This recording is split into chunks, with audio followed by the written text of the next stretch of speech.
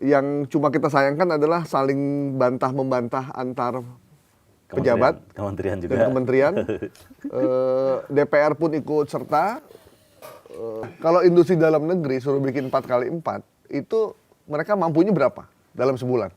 Sekarang ini mobil-mobil China yang masuk ke Indonesia tuh cuma masuk ke final assembly aja gitu. Jadi intinya sudah ada semuanya. Itu ngerakit doang? Nggak ada welding di sini, nggak ada stamping di sini. Jadi tinggal final assembly doang, jadi tinggal ngerakit doang. Gitu. Bannya juga nggak ada? Enggak. Itu memang kalau dari Menteri Desa itu mau diluncurkan operasi serentak itu kalau nggak salah itu di Maret, Mas. Oh, Maret ya? besok ya. Itu mau di peluncuran peresmian pengoperasian serentak. Berarti habis Lebaran? Kemungkinan gitu, kemungkinan di Maret kalau Menteri Desa ya bilangnya ya. Itu kemungkinan Maret ini udah peluncuran pengoperasian. Kalau peresmian kan dulu sudah sama Pak Prabowo tuh di Klaten kan ya. Ini untuk pengoperasian serentak itu kalau nggak salah itu di Maret kalau menurut Menteri Desa ya. Nah, ketika peluncuran itu mungkin ada beberapa mobil 4x4 standby gitu kali ya? Mungkin, Mas. Nah, Mas, itu mobil 4x4 yang dipesan ini, yang Mahindra ini, udah lihat bentuknya? Kalau yang launching 2019 sudah Memang media udah bisa ngerasain. nyimpen banyak beras, minyak goreng, semua bisa masuk situ? Bisa. Dia untuk ukuran size bagasi belakangnya itu emang super Dan lebar. itu ketutup ya? Iya.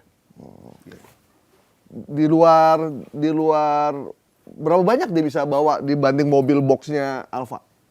Kalau klaimnya Mahindra sendiri sih sekitar 60 ton itu dia bisa itu ngangkat itu masuk. 60 ton? 60 ton atau 6 ton? 6 ton.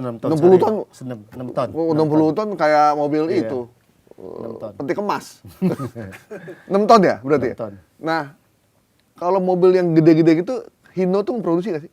Hino produksi, Fuso produksi, ada juga L300, ada juga Hilux Rangga, ada juga Hilux, macam-macam sih. Itu mereka pabriknya emang di sini ada? Pabriknya ada di Suku sini. cadangnya semua ada di sini? Ada di sini.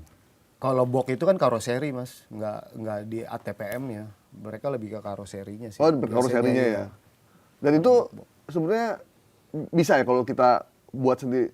Bisa. Justru pembuat karoserinya itu ya lokalan sendiri, Mas. Nggak yang dari luar, Bang Aib, gitu. Berarti dampaknya luar biasa sebenarnya ya. Kalau 24,6 triliun itu disalurkan ke mereka ya. Iya. Terus jadi kita gimana nih? Kita tunggu aja ya drama mobil India akan sampai mana nih arahnya. Kita sebagai masyarakat, sebagai media cuma bisa menunggu.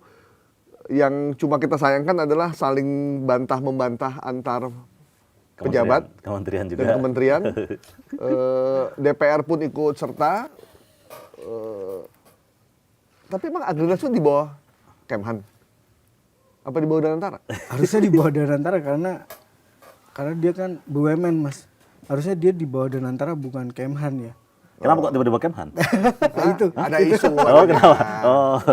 Makanya harusnya di Danantara soalnya kan dia BUMN. Tapi kalau ada emang Enggak, tapi Danantara kok diem-diem aja ya?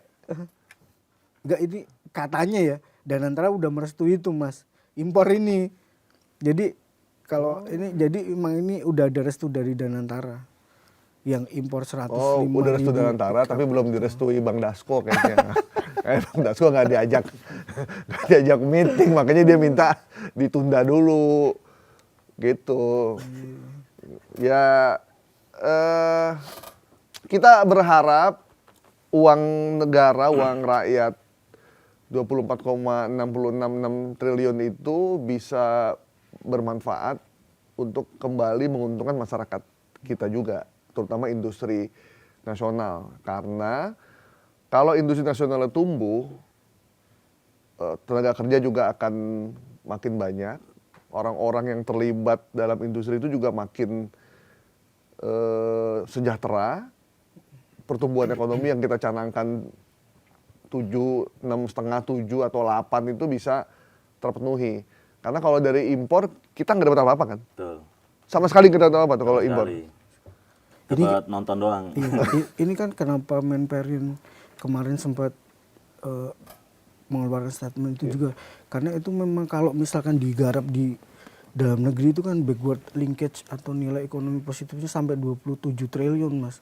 Dan itu bisa kalau dari Selios Bima Yudhistira bilang itu PDB kita tergerus 39 triliun gara-gara impor itu ini? yang harusnya menambah pendapatan masyarakat karena ada tenaga kerja yang naik sekitar 330.000 tenaga kerja. Kalau misalkan itu digarap di dalam negeri ya, misalkan ini ngumpul nih dari Isuzu, Mitsubishi, kemudian bikin produksi sendiri buat mencukupi kebutuhan. Ini kan sebenarnya juga nggak mungkin kan. Terus tiba-tiba 3.000 kan bisa bertahap. Iya bisa bertahap, benar. Memang ini kalau dilihat kayak dipaksa kamu impor terus. Ini kan gitu, misalnya Siapa ini yang kan maksa? ini itu harusnya kan ini bergerak nih. Nah, kalau industri dalam negeri suruh bikin 4x4, itu mereka mampunya berapa dalam sebulan? Tergesa-gesa. Aduh, aku nggak ada datanya sih kalau terus terang gitu. Karena ya tadi 4x4 itu niche di Indonesia itu. Gitu. Kalau 4x2 mungkin masih... Tapi mereka bisa bikin kalau diminta. Bisa, mungkin kapasitasnya nggak terlalu banyak ya. Nggak terlalu banyak. Karena mayoritas masih impor juga sih 4x4. Dari Thailand kayak gitu. 4x4. Berarti di kita emang nggak begitu populer 4x4. Memang karena ya itu, kalau misalnya CEO Agrinas juga bilang, kenapa mobil 4x4 mahal? Ya memang industrinya membuat mobil 4x4 itu mahal gitu. Ada pajaknya lebih mahal, kemudian ya macam-macam. Berarti yang nanti buat koperasi desa, pajaknya juga mahal tuh berarti ya? Nah, itu kemarin dari Yang itu bayar juga- siapa tuh pajaknya? Nggak tahu juga ini, maksudnya ini ya nggak tahu. Emang berapa pajaknya? Kalau tiap, tahu nggak? Mas Bebes, 4x4 berapa? Kabar yang update nggak tahu sih aku untuk update terbarunya. Aku salah ngomong lagi. Kalau yang 4x2? 4x2 lebih murah sih, sekitar ya mungkin 3 jutaan kali Mas ya. Iya, kurang lebih segitu. Itu pajaknya. Mas. Berarti 4x4 bisa 8 jutaan kali kayaknya. Yang baru-baru mungkin kali ya. Iya, yang baru-baru ya. Dibalikin lagi ke CC-nya. CC-nya kubikasinya kan dihitung juga, nggak hanya jenis. Nah ini yang CC ini berapa? Yang mobil Mahindra ini berapa CC? Kalau berdasarkan yang launching 2019 itu sih 1.500. Oh lumayan ya. Sampai ada yang tipe ren apa gitu, itu 2.000. Udah jadi spesies segitu. Tapi memang yang juga kita agak rancu, sampai sekarang pun kita nggak tahu mobil yang Mahindra dan Tata yang model kayak gimana yang akan masuk sini kan. Kita belum pernah ada yang lihat kan. Belum. Ya karena mereka nggak jualan sih. Nggak ada yang beli. Semua 4x4 ya? Semua ke 4x4 nggak sih Mas? Oh semua kali. Iya. Ya, oke kalau gitu ya teman-teman. Terakhir nih, kondisi industri otomotif sekarang ini separah apa? Apakah akan ada PHK atau yang lain? Gimana, Mas? Cak. Ya, industri otomotif itu tergantung dari pertumbuhan ekonomi juga ya. Jadi kalau misalnya sektornya ekonominya bagus ya otomotif juga akan ikutan bagus kan. Daya belinya juga meningkat. Ya kalau sekarang diprediksi tahun ini juga masih stagnan gitu. Dan PHK gimana ya? Pokoknya selama LCGC yang baru masih kelihatan berarti baik-baik aja. Tapi kalau udah berkurang, nah itu tanda tanya. mulai ada banyak PHK ya. Karena LCGC itu kandungan lokalnya tinggi banget. banget ya. Dan itu yang menjadi penggerak ekonomi juga tadi itu udah bilang ya. Kalau mobil listrik tuh agak kurang ya? TKDN maupun ininya. Ya, Atau memang nggak ada sama sekali? Ya mobil listrik kan sebagian memang udah dirancang di sini, tapi kan sebenarnya jadi apa namanya TKDN tinggi itu bagus karena tahapan dari mobil itu kan ada macam-macam ya. Yeah. Ada mulai dari welding, kemudian ada apa namanya ada ngelas, ada stamping, ada welding segala macam, sampai yang namanya ada painting sama yang terakhir itu adalah final assembly. Final assembly itu cuma ngerakit. Jadi mobil udah ada segala macam udah dirakit. Tinggal dirakit doang gitu. Nah yang terjadi di sekarang ini mobil-mobil China yang masuk ke Indonesia itu cuma masuk ke final assembly aja gitu. Jadi ininya sudah ada semuanya. Itu ngerakit doang? Nggak ada welding di sini, nggak ada stamping di sini. Jadi tinggal final assembly doang, jadi tinggal ngerakit doang gitu. Bannya juga nggak ada? Enggak. Jadi semuanya ya tinggal ngerakit doang. Nah itu impact-nya terhadap industri lokal ya ada, tapi tidak akan sebesar dari LCGC dan lain-lain. Karena ya semuanya dibangun di sini gitu sih. Ya sudahlah. Semoga kita tetap optimis ya.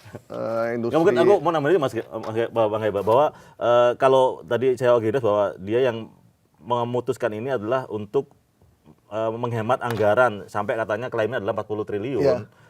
Teman yang aku harus bilang adalah kita harus berpihak keberpihakan kita itu ya kepada Indonesia bukan kepada negara lain sih gitu sih. Itu aja sih. Walaupun mungkin Indonesia nggak sampai 40 triliun penghematannya, tapi kan ekonominya kita berputar, tumbuh gitu. Ya itu yang harus di sana arahnya. Bukan tetap mau 40 triliun. Tadi setelah survei dari studi segala macam malah impact-nya malah belakangan malah banyak ruginya gitu. Mau hemat 40 triliun tapi di belakangnya itu malah jadi ratusan triliun yang dirugikan. Dan itu sih yang harus industri dipikirkan, nggak tumbuh. Pantesin Pak Purbaya kemarin di APBN kita ngomongnya agak kurang semangat ya. Karena dia sebenarnya lebih seneng kalau dibuat di sini. Karena ekonominya berputar. Kan dia rejimnya ekonomi berputar kan. Duit masuk ke masyarakat, duit bisa dibelanjakan oleh masyarakat sehingga daya beli tinggi, konsumsi masyarakat juga tumbuh juga. Nah, kalau nggak ada duitnya, konsumsi masyarakatnya rendah, ya pertumbuhannya juga nggak muncul. Mas PBS terakhir, mungkin ada pesan-pesan buat Joe Pedro, Joe Mota.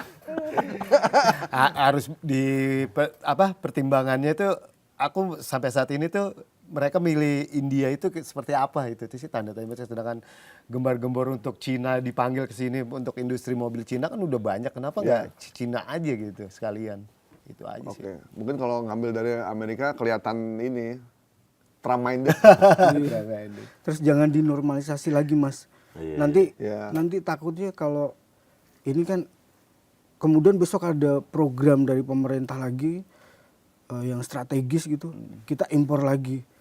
Karena ini sudah diatur undang-undang kalau memang yang baik industri lokal itu tetap tumbuh menggerakkan tenaga kerja, kenapa ini yang nggak dipilih gitu. Meskipun mempertimbangkan efisiensi, misalkan ada kelebihan sedikit tapi efek dampak ekonominya lebih besar, kenapa tidak menggunakan kan itu duitnya masyarakat juga gitu masalahnya. Itu biarin aja masyarakat betul Mas. Iya itu duit kita, duit pajak Pak.